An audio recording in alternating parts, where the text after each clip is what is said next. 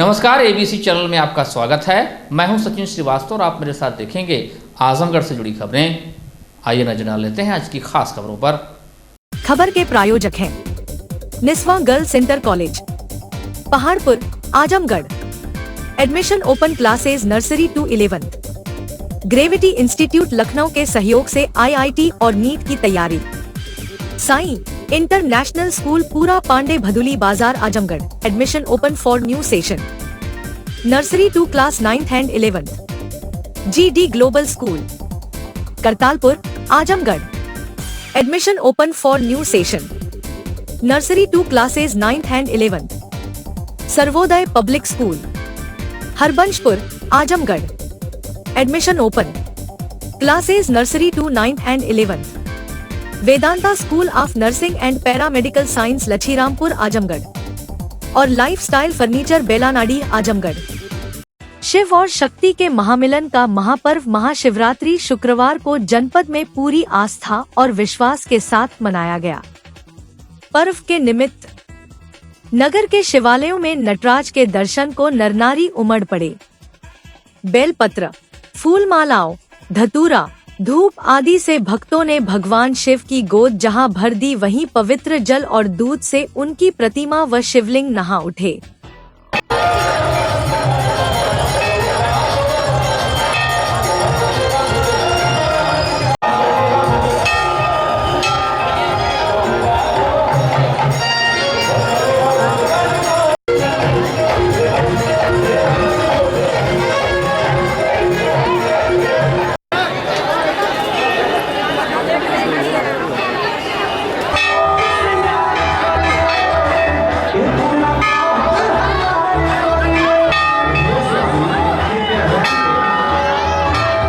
महाशिवरात्रि के पावन पर्व पर आजमगढ़ शहर के पश्चिम छोर पर स्थित पौराणिक बाबा भंवरनाथ मंदिर पर भोर से ही भक्तों का सैलाब उमड़ पड़ा।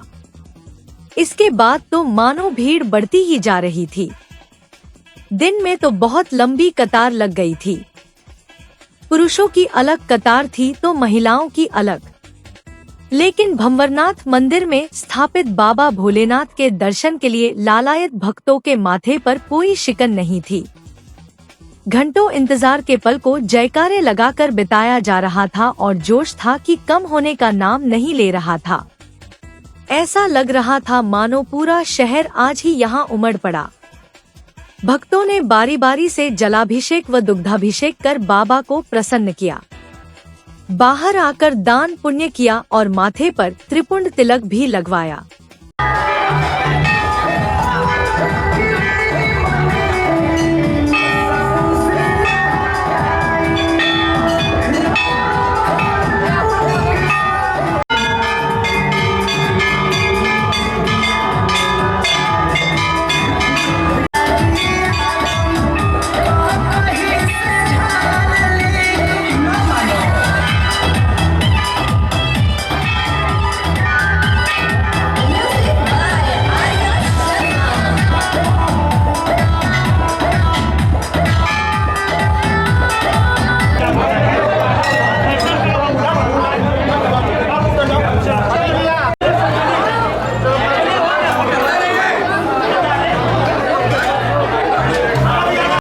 मंदिर परिसर में भक्ति संगीत कार्यक्रम का भी आयोजन किया गया था, जहां गायक अपने साथी कलाकारों के साथ भक्ति गीतों से सभी को सराबोर कर रहे थे।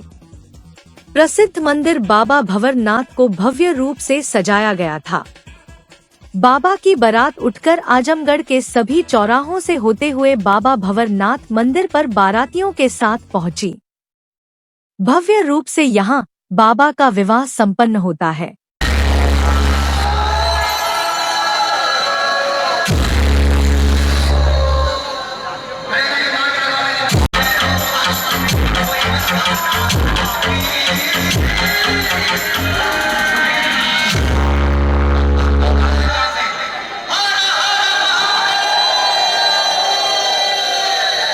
चांदबाग मोतीपुर, चांदबाग मोतीपुर, चांदबाग मोतीपुर।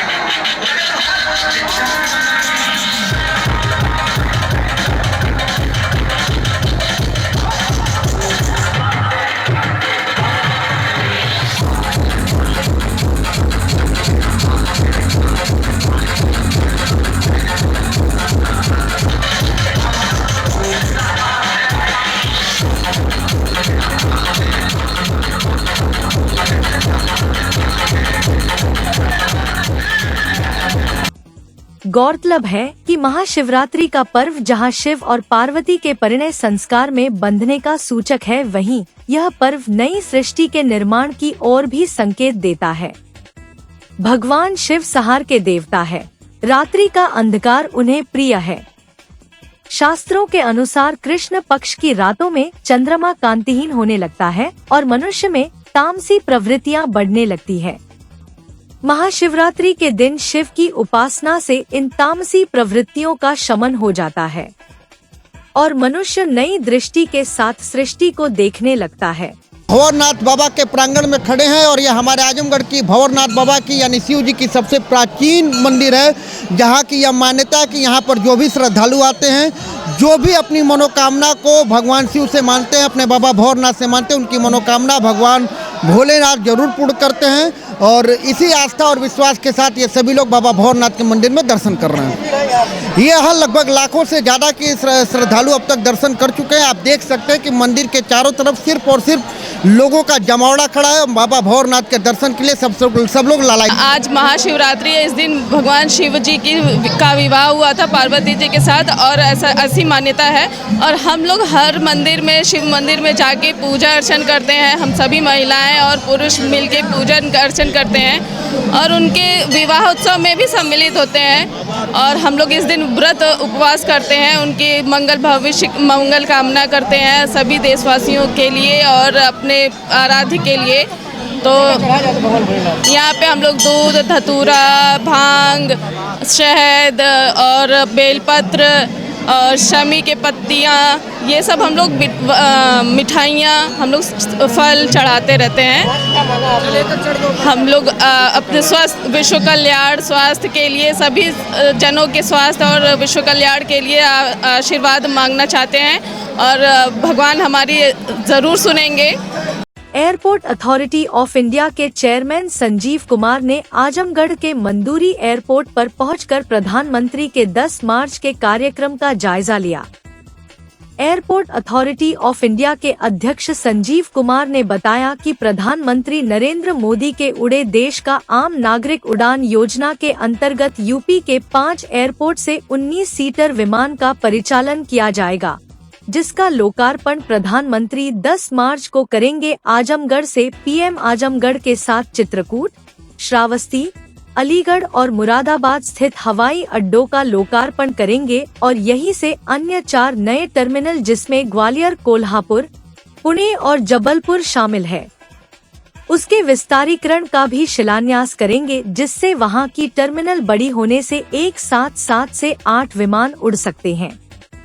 उन्होंने आगे बताया कि प्रधानमंत्री आजमगढ़ से दक्षिण भारत के 3 नए एयरपोर्ट हुबली, बेलगामी और कड़पा का भूमि पूजन करेंगे, जिसके लिए भूमि का सीमांकन एवं ठेकेदार का टेंडर कर लिया गया है, जो 1 से 1.5 वर्षों में बनकर तैयार हो जाएगा। उन्होंने बताया कि आजमगढ़ से लखनऊ के लिए 19 सीटर विमान की शुरुआत हो रही है। आगे उत्तर प्रदेश सरकार ने इस एयरपोर्ट का विस्तार के लिए जमीन देने के लिए कदम उठाए हैं। इसका सर्वे किया है, मास्टर प्लान तैयार किया गया है। आगामी वर्षों में यहाँ से बड़े प्लेन भी उड़ान भर सकेंगे। 4 एयरपोर्टों पे जो नए टर्मिनल बने हैं, जैसे अपना ग्वालियर, पुणे, जबलपुर, कोल्हापुर, उन टर्मिनलों का भी यहाँ से उद्घाटन करेंगे। इसके अलावा यूपी के 5 एयरपोर्ट जिसमें आजमगढ़ है, चित्रकूट, मुरादाबाद और अलीगढ़, इन एयरपोर्ट का भी उद्घाटन करेंगे। ये 19 सीटर प्लेन को चलाने के लिए एयरपोर्ट बन रहे हैं।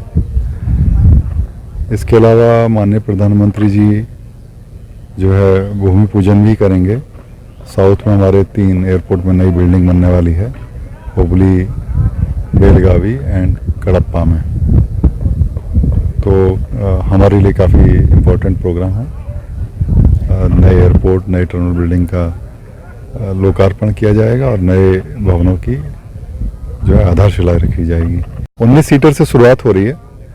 आरसीएस के अंदर जो है, जिसमें माननीय प्रधानमंत्री जी की जो स्कीम है उड़ान, उड़े देश का आम नागरिक, के अंतर्गत 19 सीटर प्लेन से यहाँ शुरुआत होगी। उत्तर प्रदेश सरकार ने इन एयरपोर्ट का विस्तार करने के लिए जमीन देने के लिए कदम उठाए हैं उसका सर्वे किया है, मास्टर प्लान तैयार किया गया है। आगामी वर्षों में यहाँ से बड़े प्लेन भी उड़ान भर सकें। ग्वालियर, जबलपुर और कोल्हापुर, ये जहाँ जो पुरानी टर्मिनल बिल्डिंग थी, वहाँ यात्रियों की संख्या बढ़ने के कारण वो छोटी पड़ने लगी थी, इसलिए वहाँ बड़ी टर्मिनल बिल्डिंग बनाई गई हैं। ग्वालियर में जैसे 500 करोड़ के आसपास खर्च करके 20,000 वर्ग मीटर की टर्मिनल बिल्डिंग बनाई गई है, जहाँ एक साथ 1 घंटे में 8 से 10 प्लेन उड़ान भर सकते हैं। ऐसे ही पुणे में 500 करोड़ खर्च करके 65,000 स्क्वायर मीटर की बिल्डिंग बनाई जा रही, उसका लोकार्पण होगा। कोल्हापुर और जबलपुर में भी बड़ी बड़ी टर्मिनल बिल्डिंगें बनाई जा रही हैं। तो ये जो नई टर्मिनल बिल्डिंग बनी है उसमें सब प्रकार की जो आधुनिक सुविधाओं के साथ, जैसे नए टर्मिनल आप देखते हैं दिल्ली, मुंबई, बड़े शहरों में, उसी प्रकार की सब सुविधाओं के साथ ये टर्मिनल बिल्डिंग। लोकसभा चुनाव 2024 से पहले देश के प्रधानमंत्री नरेंद्र मोदी आजमगढ़ की जनता को बड़ी सौगात देने के लिए 10 मार्च को आजमगढ़ आ रहे हैं। मंदुरी एयरपोर्ट व महाराजा सुहेलदेव राज्य विश्वविद्यालय का उद्घाटन 10 मार्च को किया जाएगा, जिसके बाद महाराजा सुहेलदेव राज्य विश्वविद्यालय आजमगढ़ की जनता को समर्पित कर दिया जाएगा। बता दें कि प्रधानमंत्री नरेंद्र मोदी के प्रस्तावित कार्यक्रम को लेकर सीएम योगी रविवार को आजमगढ़ पहुंच कार्यक्रम स्थल का निरीक्षण कर चुके हैं। वहीं अब पीएम के दौरे को लेकर प्रशासनिक स्तर पर तैयारियां तेज हो गई हैं। आपको बता दें कि आजमबांध में 14.5 एकड़ में 108 करोड़ 50 लाख की लागत से बने महाराजा सुहेलदेव राज्य विश्वविद्यालय की नींव गृह मंत्री अमित शाह व मुख्यमंत्री योगी आदित्यनाथ ने 13 नवंबर 2021 में रखी थी। विश्वविद्यालय का प्रशासनिक भवन बनकर लगभग तैयार हो चुका है। जनवरी माह में सीएम ने दौरा कर विश्वविद्यालय के निर्माण कार्यों का जायजा लिया था। प्रधानमंत्री अपने दौरे पर विश्वविद्यालय का भी लोकार्पण करेंगे। मीडिया से बातचीत के दौरान महाराजा सुहेलदेव यूनिवर्सिटी के प्रोजेक्ट मैनेजर उमाकांत प्रसाद ने बताया कि यूनिवर्सिटी पूरी तरह बनकर तैयार हो चुका है।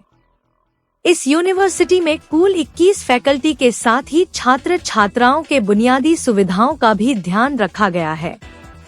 इसमें फिटनेस के लिए जिम, हेल्थ के लिए हॉस्पिटल के साथ ही shopping mall, ATM, mini bank, post office के साथ ही स्टेडियम भी बनाया गया है। वहीं सुरक्षा की बात करें तो यूनिवर्सिटी के अंदर पुलिस चौकी भी बनकर तैयार है। एक्चुअली ये प्रोजेक्ट मार्च 2022 में स्टार्ट किया गया था। टारगेट था कंप्लीशन का कि इसको कंप्लीट 31 दिसंबर 23 तक कर लिया जाएगा। उसके अनुसार ऑलरेडी ये प्रोजेक्ट कंप्लीट हो चुका है। ये गवर्नमेंट को इन्फॉर्मेशन भी दिए जा चुके हैं। इसी संदर्भ में, उद्घाटन के संदर्भ में माननीय मुख्यमंत्री जी का जनवरी में एक बार यहाँ पर आगमन हो चुका है निरीक्षण करने के लिए। दूसरा आगमन ऑलरेडी प्रस्तावित था 2 दिन पहले, जो कि कोई कारणवश टाइम नहीं मिलने के चलते, मौसम खराब जो हुआ, इसमें वो नहीं आ सके। लेकिन बाकी सभी लोग, सचिव स्तर के पदाधिकारीगण, चाहे उसके नीचे के पदाधिकारीगण, सभी लोगों ने यहाँ पूरे क्षेत्र का निरीक्षण किया और काफ़ी खुशी व्यक्त की। ये प्रोजेक्ट टाइमली पूरा हो चुका है। और जहाँ तक हम लोगों के पास अभी शेड्यूल जो आया है, 10 ये मार्च को एयरपोर्ट से ही वर्चुअल इसका इनॉग्रेशन प्रधानमंत्री जी का कर कमलों के द्वारा किया जाएगा।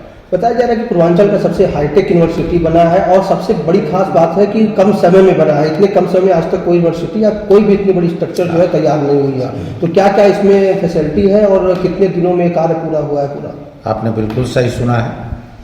ये कार्य 2 बरस से कम अवधि में पूरा हुआ है, क्योंकि उत्तर प्रदेश सरकार का 4 महत्वाकांक्षी विश्वविद्यालय बनाने की परियोजना थी, जिसमें कि 3 यूनिवर्सिटी 2021 के स्टार्टिंग में शुरू किए गए थे, जिसमें एक सहारनपुर की यूनिवर्सिटी थी, दूसरी अलीगढ़ की यूनिवर्सिटी थी, तीसरी बलिया की यूनिवर्सिटी थी, जो कि अभी कंप्लीट नहीं हो सकी है। ये यूनिवर्सिटी बनने का कार्य जो है मार्च 2022 में स्टार्ट किया गया था। कंप्लीशन का एक लक्ष्य निर्धारित की गई थी कि इसको किसी भी कीमत पर कंप्लीट 23 के दिसंबर तक किया जाना है, जो कि कॉन्ट्रैक्ट बॉन्ड में ऑलरेडी बॉन्ड के अनुसार टाइमिंग था, उसके अनुसार ये प्रोजेक्ट कंप्लीट कर ली गई और अभी हैंडिंग ओवर टेकिंग ओवर की प्रक्रिया शुरू है और बहुत जल्द ही ये भी प्रक्रिया पूरी हो जाएगी। इस पूरे स्ट्रक्चर के प्रोजेक्ट मैनेजर आप रहे हैं। शिक्षा के साथ साथ जो छात्रों के और बुनियादी सुविधाएं होती हैं जैसे कि हेल्थ हो गया और तमाम सुविधाएं होती हैं यूनिवर्सिटी में जो होती हैं, उसको इसमें जोड़ा गया। क्या क्या फैकल्टी है इसमें? जैसे जो बुनियादी सुविधाएं होती हैं जैसे gym, hospital, banking, post office और भी जो ग्रॉसरी आइटम्स हो, किराना शॉप्स हो गए, बार्बर शॉप्स हो गए, ये सारी सुविधाएं यहाँ पर मुहैया कराई गई है। यहाँ पर सारे के लिए बिल्डिंग प्रोविज़न है। जहाँ तक बात रही हाईटेक का, तो कुछ चीज़ें यहाँ पर प्रोवाइड की गई है जो कि eco friendly point of view से, जैसे रिचार्ज सिस्टम जो ग्राउंड लेयर को, नेचर को ध्यान में रखते हुए ग्राउंड लेयर को रिचार्ज करने के लिए जो प्रावधान यहाँ पर रखे गए हैं, रिचार्ज पिट्स के थ्रू जो कि ग्राउंड लेयर रिचार्ज होते रहे, हमारा कोई भी वाटर वेस्ट नहीं जाए। दूसरा, जो मटेरियल में भरसक के प्रयास किया गया है कि इको फ्रेंडली मटेरियल यूज हो। जैसे यहाँ पर हम लोगों ने AAC ब्लॉक यूज किया है ब्रिक के जगह पर, जो कि इको फ्रेंडली मटेरियल माना जाता है। तो इस ढंग से बहुत सारी चीज़ें इस ढंग के जो कि नए टेक्नोलॉजी का इसमें आविष्कार किया गया है और ये मतलब ये उपयोग किया गया है और हम लोगों ने भरपूर ये प्रयास किया है कि नेचर के ध्यान में रखते हुए सारी चीज़ों को यहाँ कंस्ट्रक्शन डिजाइन हो चाहे जो भी हो ये दिया जाए और इसमें सभी लोगों का सहयोग रहा। जहाँ तक बात रही टाइमली कंप्लीशन में माननीय कुलपति महोदय का काफ़ी सहयोग रहा, जो कि रिव्यू मीटिंग के जरिए बार बार जो भी डिफ़िकल्टियाँ रही और जो भी अपने दिशा निर्देश देते रहे और उसको कंप्लीशन के लिए ये काफ़ी उसमें परिश्रम किया। साथ साथ अपना PWD संस्था जो है कार्यदायी संस्था, उसका भी अच्छा खासा इसमें सहयोग मिला। अपना जो हेड ऑफिस है खास करके CMD माननीय कपिल शर्मा जी जो हैं, उन्होंने अपना भरपूर सहयोग दिया, हर एक ढंग से सपोर्ट किया और सभी लोगों का सहयोग का ही नतीजा है कि तैयार है। और इस रूप में जैसा आप लोग देख रहे हैं, जो कि अभी के डेट में एक आर्किटेक्चर पॉइंट ऑफ व्यू से देखें या क्वालिटी पॉइंट ऑफ व्यू से देखें या ये कम समय में बनने रिकॉर्ड टाइम में फैब्रिकेशन का पॉइंट ऑफ व्यू देखें तो सबसे अच्छों में एक आज के लिए। या कुछ स्ट्रक्चर सनातन धर्म से जुड़े इस बिल्डिंग पे लगाए गए हैं, किस तरीके के लोगों हैं और क्या मैसेज है? वो कुछ लोग इस ढंग के हैं जो कि शुभांकर, जो माना जाता है कि किसी बिल्डिंग में ये चीज़ें, ये चिन्ह जो अवस्थित कर दिया जाए तो वो शुभ साबित हो बिल्डिंग, हर एक लोगों के लिए, मानवता के लिए, दुनिया के लिए, सभी लोगों के लिए, उस टाइप की कुछ चीज़ें यहाँ पर प्रोवाइड की गई हैं। 10 मार्च को प्रधानमंत्री मोदी आजमगढ़ में होंगे। एयरपोर्ट से ही वर्चुअल उद्घाटन इसका होना है। किस तरीके की तैयारी यूनिवर्सिटी में की गई है? यूनिवर्सिटी में यहाँ पर सारी तैयारियाँ की गई हैं, सारी तैयारी उस वक्त सारी चीज़ें यहाँ का मॉडल जो है सो वहाँ ले जाकर के अवस्थित किया जाएगा। ये मॉडल जिसका कि यहाँ पर हमारे पास जो है वो इस पूरे परिसर का एक मॉडल बनाया गया है, वो मॉडल को वहाँ अवस्थित किया जाएगा। इसके बाद यहाँ की बात रहे तो यहाँ कुछ जनप्रतिनिधि जो यहाँ उपस्थित रहना चाहेंगे रहेंगे। अपने तरफ से सभी लोगों का व्यवस्था की गई है। बिल्डिंग को कुछ यूनिवर्सिटी किसी गेस्ट को इन्वाइट कर रही है इसमें? एक्चुअली वो यूनिवर्सिटी का मैटर है, उसमें हम लोग कुछ कर नहीं सकते हैं। सुरक्षा को लेकर के पुलिस की तरफ से क्या इंतजाम किए गए हैं? सुरक्षा को लेकर कभी पुलिस बूथ वगैरह बनाएंगे क्या? हाँ, पुलिस बूथ यहाँ पर है, प्रोविजन पुलिस बूथ का प्रोविजन है। हमारे यहाँ सब स्टेशन हैं, सब स्टेशन 2 सब स्टेशन बनाए गए हैं। एक एकेडमिक एरिया के लिए अलग है जहाँ की ट्रांसफार्मर जो कि 11 kV को ये वोल्टेज को ट्रांसफ़र करेगा 440 में, जो कि यूजेबल हो। 2 हैं, एक रेजिडेंशियल एरिया के लिए अलग है, एकेडमिक एरिया के लिए अलग है, मीटर रूम्स हैं। जल संसाधन के लिए भी व्यवस्था दोनों का सेपरेट है। चौरसिया समाज उत्तर प्रदेश के तत्वाधान में निकली चौरसिया जन चेतना रथ यात्रा शुक्रवार को जनपद पहुंची। अपनी इस यात्रा के दौरान चौरसिया समाज ने बीजेपी के पक्ष में माहौल बनाने के लिए तैयारी शुरू कर दी है। इसको लेकर राजधानी लखनऊ से 1 मार्च से एक रथ यात्रा की शुरुआत की गई थी। यह रथ यात्रा पूर्वांचल समेत उत्तर प्रदेश के 35 अलग अलग चौरसिया बाहुल्य क्षेत्र से होकर गुजरेगी और चौरसिया समाज के बीच में केंद्र सरकार और प्रदेश सरकार की नीतियों को बता रही है। रास्ते में रथ यात्रा का समाज के लोगों द्वारा जगह जगह स्वागत किया गया। चौरसिया जन चेतना रथ यात्रा का नेतृत्व समाज के प्रदेश अध्यक्ष ऋषि चौरसिया कर रहे हैं। जगह जगह यात्रा के भव्य स्वागत पर वह बहुत ही अभिभूत दिखे। उन्होंने कहा कि यह रथ यात्रा सरकार की योजनाओं के प्रचार प्रसार के लिए निकाली गई है। साथ ही साथ संगठन को भी मजबूती प्रदान करना और राजनीति में चौरसिया समाज की भागीदारी सुनिश्चित करना इस यात्रा का मुख्य उद्देश्य है। यह यात्रा महोबा, झांसी, ललितपुर तक जाएगी। उसके बाद यात्रा का समापन हो जाएगा। प्रदेश अध्यक्ष ऋषि चौरसिया ने बताया कि बाराबंकी, अयोध्या, बस्ती, संत कबीर नगर, महाराजगंज, सिद्धार्थ नगर, गोरखपुर, कुशीनगर, देवरिया, बलिया, मऊ होते हुए यात्रा आजमगढ़ में प्रवेश की। जनपद में यात्रा का स्वागत व अभिनंदन हुआ। जियनपुर बाजार में क्षेत्रीय महामंत्री अरविंद जायसवाल के द्वारा स्वागत अभिनंदन किया गया, जिसमें प्रमुख रूप से बनकट बाजार में सुरेंद्र चौरसिया और राजकुमार चौरसिया की अगुवाई में कार्यक्रम हुआ। उसके बाद जिले के मुख्यालय पर कोट चौराहा, दलाल घाट चौराहा, कालीनगंज चौराहा पर सभासद मिथुन निषाद के नेतृत्व में हजारों लोगों ने रथ यात्रा में चल रहे लोगों का स्वागत सम्मान किया। डीएवी महाविद्यालय पर भाजपा जिला उपाध्यक्ष अजय सिंह द्वारा सैकड़ों राम भक्तों के साथ स्वागत अभिनंदन किया गया। Narauli Rama multi speciality hospital पर डॉक्टर अमित सिंह, गोविंद दुबे, मयंक गुप्ता, राम सूरत चौहान ने स्वागत कर उत्साहवर्धन किया। महाशिवरात्रि के पावन पर्व पर पूरा आजमगढ़ शिवमय के साथ साथ चौरसियामय नजर आ रहा था। आजमगढ़ जिले में कार्यक्रम का संयोजन ब्रिजेश चौरसिया द्वारा किया गया। इस अवसर पर वक्ताओं ने कहा कि चौरसिया बंधु सड़क पर उतरकर जन चेतना के माध्यम से समाज और सरकार में अपनी भागीदारी सुनिश्चित करेंगे। जन चेतना रथ यात्रा है। चौरसिया समाज के समस्त प्रदेश के पदाधिकारियों के साथ हम लोगों ने ये तय किया है कि माननीय 2024 के चुनाव से पूर्व चौरसिया समाज की जन चेतना यात्रा पूर्वांचल सहित 35 जिलों में ये यात्रा चौरसिया समाज की जाएगी, क्योंकि उत्तर प्रदेश के अंदर हम लोग की जो जनसंख्या है वो 32 लाख के आसपास है, जिसमें आजमगढ़ में हम 14 जिले होकर आज आजमगढ़ हम लोग की ये यात्रा पहुंची है और ये यात्रा यहाँ से आजमगढ़ होते हुए आज गाजीपुर के लिए प्रस्थान करेगी। इस यात्रा का उद्देश्य ये है कि चौरसिया समाज को एकत्रित करना, चौरसिया समाज की लड़ाई को लड़ना, चौरसिया समाज का समरसता बढ़े, चौरसिया समाज एकजुट हो और चौरसिया समाज के जो कभी भी कोई राजनीतिक दल कोई भी मत नहीं देते थे, आज भारतीय जनता पार्टी ने चौरसिया समाज को सम्मान देने का काम किया है, उसको बढ़ाने का काम किया। निरंतर वो हमारे समाज को बढ़ा रही है और चौरसिया समाज ने कभी नहीं सोचा था कि चौरसिया समाज से भी गवर्नर सिक्किम के राज्यपाल को बनाया जाएगा। आदरणीय गंगा प्रसाद चौरसिया जी को भी सिक्किम का और मेघालय का राज्यपाल बनाकर चौरसिया समाज को सम्मान देने का काम किया। 403 विधानसभा में चौरसिया समाज का एक विधायक नहीं था, भारतीय जनता पार्टी ने एक विधायक का टिकट देकर विधायक बनाने का काम किया।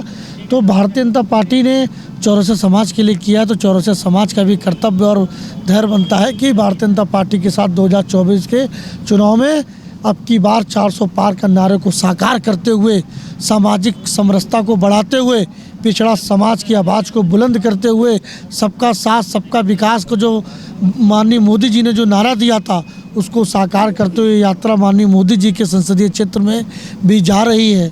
कल हम लोग रात्रि विश्राम बनारस में करेंगे, गाजीपुर होते हुए और चंदौली होते हुए बनारस पहुंचेंगे और बनारस में हजारों की संख्या में चौरसिया समाज के करीब 1 लाख पान की गुमती वाले हैं जो बनारस की गलियों में पान लगाने का काम करते हैं और माननीय मोदी जी के लिए पान की दुकानों पर चर्चा करना, जैसे चाय की दुकान पर चर्चा करना, वो चौरसिया समाज बढ़ चढ़कर हिस्सा लेगा और भारतीय जनता पार्टी को 400 पार का जो नारा है उसको सार करके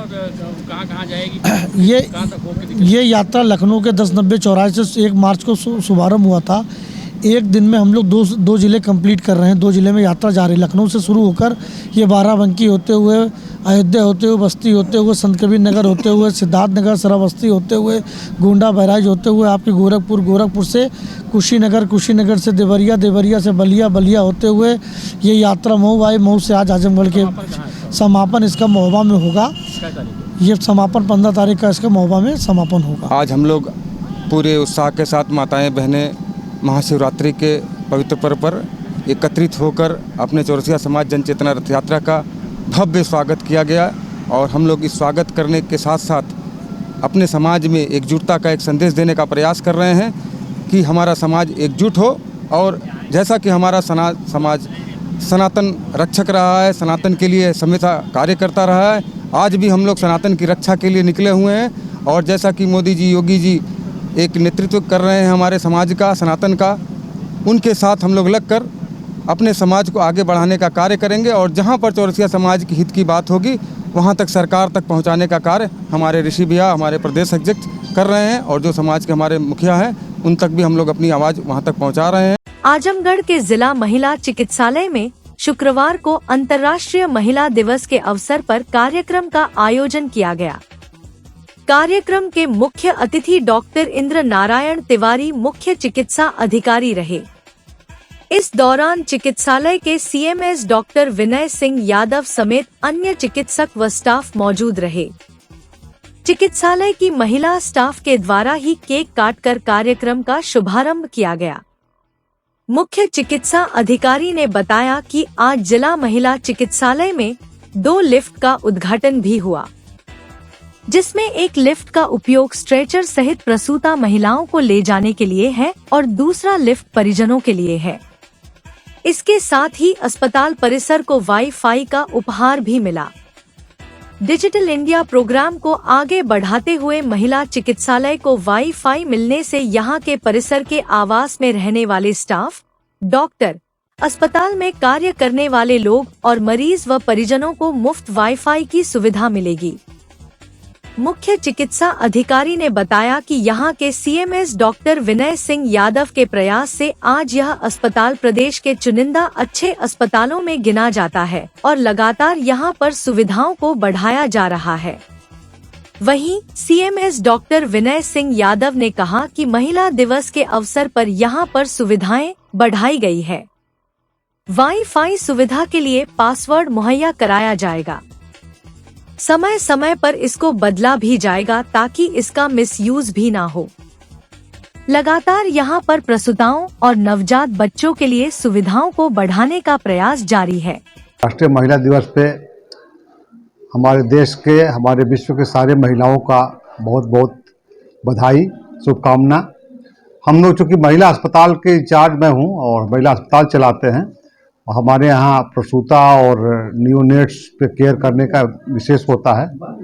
जैसा कि हम सब लोग जानते हैं कि हमारे देश को पूरी तरह से डिजिटल करने की मुहिम में हमारे माननीय प्रधानमंत्री जी लगे हुए हैं। उसी क्रम को फॉलो करते हुए अपने चिकित्सालय को मैं 100% वाईफाई कर दिया। आज की डेट में आप पूरे हमारे चिकित्सालय में किसी भी कॉर्नर पे बैठ के 100% वाईफाई एक्सेस कर सकते हैं। जिसके पासवर्ड होते हैं, पासवर्ड बीच बीच में बदलना पड़ता है, वो बदलेगा तो हम कर भी देंगे। हो सकता है कि किसी जगह के लिए कुछ और कर दे, किसी जगह का और कर लेंगे, ताकि वो मिसयूज भी ना हो, इसका ध्यान रखते हुए। दूसरी चीज़ हम लोगों ने किया कि हमारे यहाँ एक लिफ्ट पड़ी हुई थी, बहुत दिन से थी। आप लोग चूँकि सब लोग यहीं के हैं, बहुत दिन से देख रहे होंगे। तो मैं सितंबर में चार्ज दिया, तब से उस पर लग गया था। एक बार तो इंजीनियर साहब आए, कहा कि बन ही नहीं सकती है। भाई बहुत फेडअप हुआ। फिर मैं गया, फिर एक प्राइवेट वाले को ले आया, उन्होंने कहा कि ये काम हो जाएगा तो बन जाएगी। तो फिर मैंने उनको फीड किया, फिर वो आए, फिर उन्होंने एक एस्टिमेट बना के दिया, उसको हमने दिया। वो 3 लाख का एस्टिमेट था। फिर शासन से ये हुआ कि मिल जाएगा पैसा, आप काम कराओ। तो कार्योत्तर स्वीकृति के बाद हमने कहा वो काम करा दिया। आज हमारी लिफ्ट आप लोगों के सामने चल रही है। उसका सबसे बड़ा फायदा हो गया, हमारा 3rd फ्लोर इग्नोर होता था, उसमें हम मरीज को नहीं ले जा पाते, क्योंकि हमारे यहाँ गर्भवती महिलाएं आती हैं तो कर नहीं पाते थे। अब हमारे पास 1 फ्लोर और हो जाएगा। और हमारे यहाँ डीएन, आप जानते हैं कि हमारे यहाँ डीएनबी भी हो गया है, एक डीजीओ की सीट हो गई, हमारे पढ़ाई भी होगी। तो ऊपर हम लाइब्रेरी बनाएंगे और एक हॉल भी बनाएंगे, टीचिंग हॉल भी बनाएंगे और वार्ड भी करेंगे। इस तरह से हमारा 3rd फ्लोर पूरी तरह से हमारे उसमें उपयोगिता में आ जाएगा। ये हमारे लिए एक बड़ी चीज़ हो, क्योंकि वार्ड की कमी हो रही थी। बीच के दिनों में इतने हमारे यहाँ ऑपरेशन हो जाते थे, 50-60 बेडों की कमी हो जाती थी, तो हम लोग किसी तरह से मैनेज करते थे। वो हो जाने से हमारे हो जाएगा। और आज की डेट में अच्छी बात यह है कि हमारे पास गायनोकोलॉजिस्ट हो गए हैं, तो पहले कम थे, अब हो गए हैं। तो हम लोगों ने प्लान किया, कल ही बल्कि मैंने मीटिंग लिया था, भाई हम लोग ऑप्स के अलावा गायनी की भी सर्जरी शुरू करें, स्टेक्टमी वगैरह, वो भी हम लोग जल्दी ही प्लान कर रहे हैं। और ऊपर वाले वार्ड को हम गायनी वार्ड ही बनाने का प्लान कर रहे हैं, क्योंकि अंतर्राष्ट्रीय महिला दिवस है। सारी महिलाओं को एक सम्मान और प्लीजर देने के प्रतीक के स्वरूप में सीएम साहब को हमने बुलाया था, वो आए, उनका आभार है।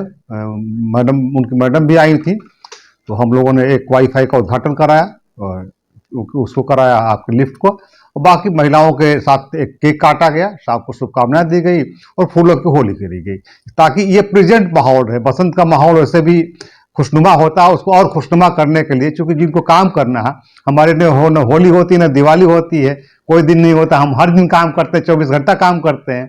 और खासकर हम लेबर प्रेशर के साथ काम करते हैं, तो डिलीवरी एक ऐसी चीज़ है वो बता कर तो आती नहीं है, कभी दिन रात करने में थोड़ी एनेस्थीसिया की कमी है, जिससे रात वाला ऑपरेशन में हमें दिक्कत हो रही है। मैं कोशिश कर रहा हूँ, शासन को लिखा हूँ, कोशिश कर रहा हूँ कि एनेस्थीसिस्ट हो जाए। अभी तक हमारे पास एनेस्थीसिस्ट है नहीं, सीएमओ साहब देते हैं, तो एक फूलपुर से आते हैं, एक तवरपुर से आते हैं, तो उससे मेरा काम चल रहा है उधार का।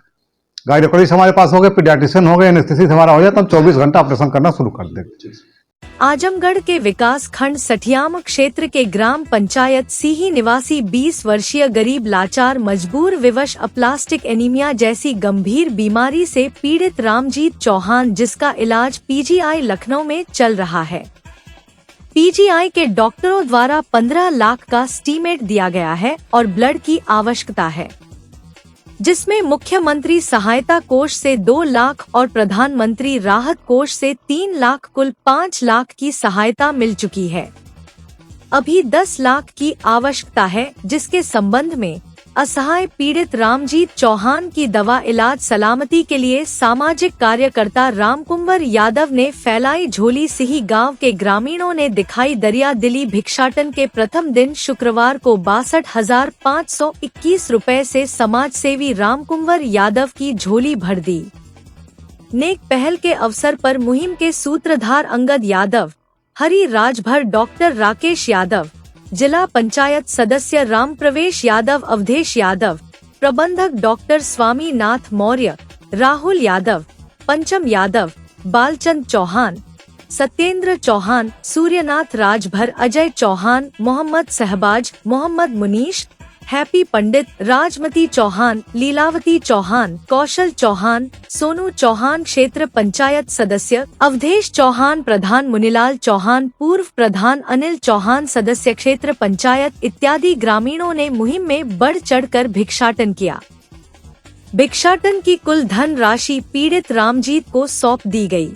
2022 में रिपोर्ट आया था, 10 तारीख को रिपोर्ट आया था कि यह प्लास्टिक एनीमिया है 2022 में। कब आपको चेक कराना पड़ा, क्या दिक्कत हुई थी?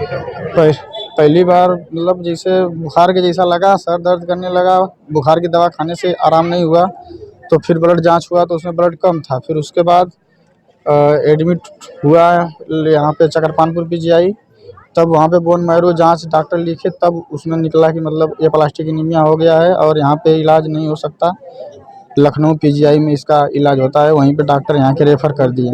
आजमगढ़ पीजीआई के? हाँ, चकरपानपुर पीजीआई। तो क्या दिक्कत शुरू में हुई थी आपको? शुरू में यही दिक्कत हुई थी, बुखार जैसा था, बुखार की दवा खाने से आराम नहीं होता था। फिर धीरे धीरे मतलब ऐसा डॉक्टर बोला जांच करने के लिए, तो जांच कराए तो उसमें ब्लड कम था, इसी मतलब ऐसे करके ही। तो कितने दिनों से इलाज चल रहा है, कहाँ चल रहा है आपका इलाज? 2022 से इलाज चल रहा है, दिसंबर से लखनऊ पीजीआई से। अब किस तरह से आप पैसे की व्यवस्था, घर में कौन कौन है और पैसे की व्यवस्था किस तरह से हो रही है इस दवा के लिए? कमाने वाला कौन है? मेरे घर पे मैं बड़ा, अपने घर में सबसे बड़ा हूँ। मैं पहले जब ठीक था तो कमाता था, अभी मेरे पापा हैं, वो भी मतलब परेशान है मेरे को ही लेके। पापा भट्टा पे ही पाते हैं। कितने सदस्य हैं आपके घर में? अभी तो 3 लोग हम लोग हैं, कमाने वाला बस पापा हैं सिर्फ अकेले। बीमारी में लगभग कितने का खर्चा बताया डॉक्टर ने 15 लाख का एस्टिमेट दिया है और बोला है कि 12 से 15 लाख पीडी अकाउंट में जमा होगा तो इलाज चालू होगा। कौन से हॉस्पिटल में? लखनऊ SGPGI। सरकारें तो बड़ी बड़ी दावे करती है जो है कि ऐसे मतलब पैसा मिलता है, तो आपके पास आयुष्मान कार्ड है? आयुष्मान कार्ड लिस्ट में नाम नहीं है। लिस्ट में नाम नहीं है?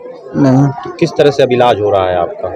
अभी इलाज में मतलब वही एक बार 6 लाख का एस्टिमेट डॉक्टर दिया था अगले साल, तो उसमें मुख्यमंत्री द्वारा 3 लाख का एस्टिमेट पास हुआ था, तो उसमें दवा से मतलब डॉक्टर पहले दवा चलाया, आराम नहीं हुआ, तो अभी बोन मैरो ट्रांसप्लांट के लिए बोल रहा है पैसा, उसमें मतलब कब खत्म हो गया था, वो पैसा खत्म हो गया था दवा से, तो फिर दोबारा मतलब ट्रांसप्लांट कराने के लिए एस्टिमेट दिया है। तो अभी मतलब मुख्यमंत्री को उससे 2 लाख और प्रधानमंत्री को उससे 3 लाख मिला है, दो टोटल 5 लाख रुपया किस मिला है। माध्यम से वो पैसा मिला है? हमको संज्ञान में इसी गांव सिही के जो छठिया ब्लॉक का सिही गांव है जहां हम लोग मौजूद हैं, इसी गांव का एक नौजवान साथी अंगद यादव ने हमारे संज्ञान में और यहाँ के जिला पंचायत सदस्य भाई राम प्रवेश जी ने हमारे संज्ञान में लाया कि एक लड़के को प्लास्टिक एनीमिया रोग से ग्रसित है, जो जिंदगी और मौत से संघर्ष कर रहा है। तो हमने यहाँ आने का काम किया और मुहिम के माध्यम से इस नौजवान बच्चे का, इस नौजवान साथी का जीवन बचाने के लिए हमने इस गांव के लोग, क्षेत्र के लोग, जनपद के लोग, देश प्रदेश के लोग से अपील कर रहा हूं कि मात्र 10 लाख रुपए की ज़रूरत है। अगर आप मदद कर देंगे, एक छोटी सी मदद कर देंगे, तो इस नौजवान की सांसें थमने से बच जाएगी। ये नौजवान अपना जीवन सुचारू रूप से जिएगा।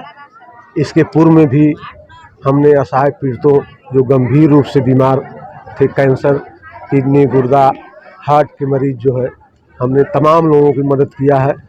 वो सुचारू रूप से अपना जीवन इस धरती पर जी रहे हैं। उसी मुहिम का हिस्सा हमने इस नौजवान साथी रामजीत चौहान जो 20 वर्षीय है, ये बहुत ही गरीब परिवार का बेटा है। इसके पिताजी जो है भट्ठे पर मजदूरी का कार्य करते हैं। अब भट्ठे पे ईंट पाट करके जो है अपने परिवार का भरण पोषण करते हैं। और आज के ज़माने में कितना मजदूरी मिलती है एक ईंट पाटने वाले को भट्ठे से, अब वही परिवार जानती होगी। ऐसे स्थिति में जो है नौजवान बेटा जो पढ़ लिख करके आगे कमाने और परिवार के बारे में, विकास के बारे में सोचने की बात जब तक दिमाग में आई, तब तक ये बेचारा जो है रोग से ग्रसित हो गया, वो भी गंभीर रोग से ग्रसित हो गया।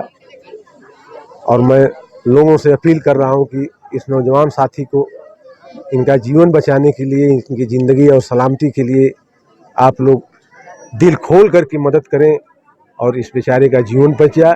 ये भी अपने गांव गली में जो है हंसते हुए खुशहाल जीवन जिए। हम लोग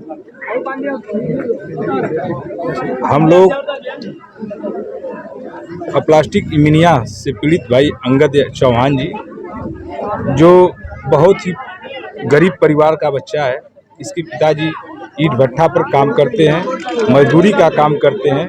यह असमर्थ है इलाज के लिए। डॉक्टर ने इन्हें 15 लाख का एस्टिमेट बनाया है, जो कि यह हमारे जब संपर्क में हम लोगों के आए तो हमने कहा कि हम लोग राम कुंवर भाई और हम कि गांव-गांव में हम लोग मुहिम, एक कैंप टाइप, जैसे आज हम लोग इसी गांव में, इनके ही गांव में आकर कैंप लगाकर और लोगों से, पूरे गांव के लोगों से निवेदन करने का काम किया कि आप अगर जो कोई बाध्य नहीं है, आप जितना भी मदद करना चाहते हैं इस बच्चे के जीवन के लिए आप मदद करिए। और इस गांव के सभी लोग ने बढ़ चढ़ कर हिस्सा लेने का काम किया, मदद किया।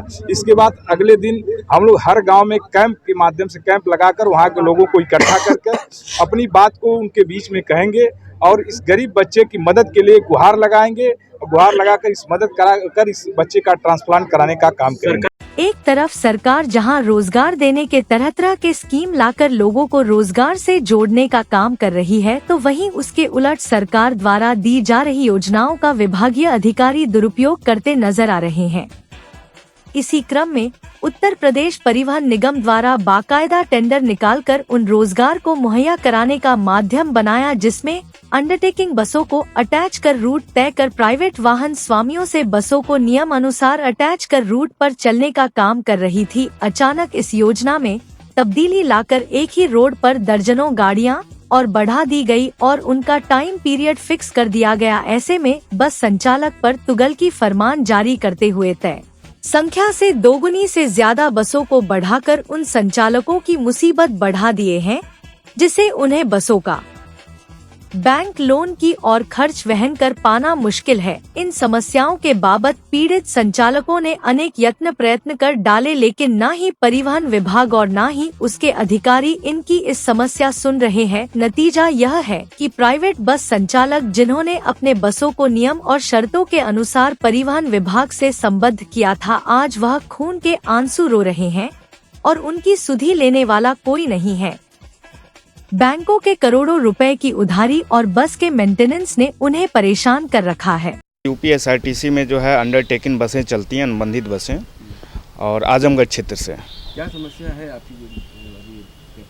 समस्या ये है कि जो है कि 2022 में परिवहन निगम द्वारा जो है टेंडर निकाला गया, साधारण अनुबंधित बस योजना। उसमें हम लोगों ने टेंडर किया और इनके आरएम केसी नंदन जी के द्वारा जो है बैठक बुला के हम निवेशकों को जो है बुलाया गया और अपनी योजनाओं के प्रकार के बारे में इन्होंने बताया, उपलब्धियां गिनाई और बहुत सारी चीज़ें उसमें जो है प्रकार बताए गए। उसी योजनाओं के प्रकार को देखते हुए हम लोगों ने जो है बड़ी मेहनत और बड़ी लगन से जो हम लोगों ने गाड़ियों का जो है अनुबंधन किया यूपीएसआरटीसी रोडवेज में। अच्छा, रोडवेज में अनुबंधन की प्रक्रिया जैसी है, 22 गाड़ियों का टेंडर होना था यूपीएसआरटीसी में। अब 22 गाड़ियों के टेंडर के अलावा जो है फिर इनके द्वारा उत्तर प्रदेश परिवहन निगम के क्षेत्रीय प्रबंधक मनोज बाजपेयी जी, जो कि अभी वर्तमान में जो है तैनाती है इनके द्वारा जो है अतिरिक्त 22 टेंडर के अतिरिक्त जो है 30 गाड़ियां लगभग बढ़ा दी गई। अगर ये हमें पता चलता कि 22 गाड़ियों के अलावा जो है इनका टेंडर होना था तो हम इस योजना में आते ही नहीं। अब हमारी जो है स्थिति दिन प्रतिदिन खराब हो रही है। 100 किलोमीटर की दूरी है आजमगढ़ वाराणसी मार्ग पे, और 100 किलोमीटर की दूरी में जो है देखा जाए तो 100 गाड़ियां लगभग हो गई हैं। हर 1 किलोमीटर पे एक गाड़ी जो है खड़ी है। ऐसे में पैसेंजरों की फ्रिक्वेंसी हो गई है कम, और ना पैसेंजर मिल रहे हैं ना गाड़ियों की संचालन हो पा रहे हैं। समय की साड़ी इनकी अगर देखी जाए तो 5 मिनट का समय हमको दिया गया है प्लेटफार्मों पे। 5 मिनट में कौन सी जो हम सवारी हम बैठा पाएंगे। हमारी गाड़ी अनुबंधित है, अंडरटेकिंग चलती है रोडवेज में। पहले तो काफ़ी अच्छा चल रहा था। 22 गाड़ियों का टेंडर था जिसमें हमने 3 गाड़ी अपनी लगाई हुई थी। अब टाइमिंग बिल्कुल नहीं मिल पा रही है गाड़ियों की। 5-5 मिनट पे गाड़ियाँ निकाली जा रही हैं परिसर से, जिसमें पैसेंजर 2, 3, 4 पैसेंजर से ज़्यादा हो ही नहीं पा रहे हैं। फ्यूल का बहुत ज़्यादा हो रहा है, ड्राइवर के खर्चे नहीं निकल पा रहे हैं। दिन प्रतिदिन स्थिति बहुत ख़राब हो गई है। हमें चाहे इनकम गाड़ी 22 गाड़ी आराम से वो चलवाएं जिसमें 20-25 मिनट का टाइमिंग मिले बिल्कुल, ताकि सवारियां गाड़ी पे भरपूर हो जाए। इससे डीजल, ड्राइवर के खर्चे, इंश्योरेंस के खर्चे बराबर हो जाए। फाइनेंसर का बार बार कॉल आ रहा है, गाड़ी एकदम सीज होने की नौबत आ गई है बिल्कुल। सोशल मीडिया पर मुख्यमंत्री योगी आदित्यनाथ की फोटो अखिलेश के साथ आपत्तिजनक तरीके से वायरल करने के मामले में अहरौला पुलिस ने आरोपी को गिरफ्तार कर लिया। 7 मार्च को सिद्धार्थ सिंह उर्फ हैप्पी सिंह पुत्र ब्रजेश कुमार सिंह ग्राम शंभूपुर थाना अहरौला ने लिखित तहरीर दी कि ऋषिकेश उर्फ रिकी यादव पुत्र बरखू यादव निवासी ग्राम लेदौरा द्वारा फेसबुक पर पूर्व मुख्यमंत्री अखिलेश यादव का जमीन बैठकर पैर धोते हुए वर्तमान मुख्यमंत्री योगी आदित्यनाथ के साथ फेसबुक पर फोटो वायरल किया है। फेसबुक पर वायरल फोटो का संज्ञान लेते हुए भाजपा नेताओं की शिकायत पर अहरौला पुलिस ने आईटी एक्ट के तहत फोटो वायरल करने वाले युवक के खिलाफ मुकदमा दर्ज किया है। शुक्रवार को आरोपी को पुलिस ने गिरफ्तार कर लिया। बताया जाता है फोटो वायरल करने वाले युवक के पिता भाजपा के पुराने कार्यकर्ता है। थानाध्यक्ष अहरौला सुनील कुमार दुबे ने बताया कि फेसबुक पर फोटो वायरल करने की शिकायत भाजपा के नेताओं के द्वारा की गई थी, जिसे संज्ञान में लेते हुए फोटो वायरल करने वाले युवक रिंकी यादव के खिलाफ मुकदमा दर्ज कर गिरफ्तार कर लिया गया है और उसे जेल भेजा जा रहा है। निस्वा गर्ल्स कॉलेज पहाड़पुर आजमगढ़ के सबसे पुराने कॉलेजेस में से एक है, जो 1938 से विज्ञान, वाणिज्य, कला के क्षेत्र में उत्कृष्ट शिक्षा प्रदान कर रहा है। इसने कक्षा 9वीं से 12वीं तक IIT और नीट की तैयारी के लिए ग्रेविटी इंस्टीट्यूट लखनऊ के साथ इंटीग्रेटेड कक्षाएं भी शुरू की हैं। कक्षा नर्सरी से 11वीं तक प्रवेश खुला है। उच्च अनुभव वाले शिक्षकों के साथ उत्कृष्ट शिक्षण पद्धति, पूर्ण सुसज्जित कंप्यूटर लैब, पुस्तकालय और विज्ञान प्रयोगशाला, 24/7 CCTV निगरानी, पावर बैकअप। न्यू एडमिशंस के लिए फॉर्म और प्रोस्पेक्टस अवेलेबल है, तो जल्दी करें।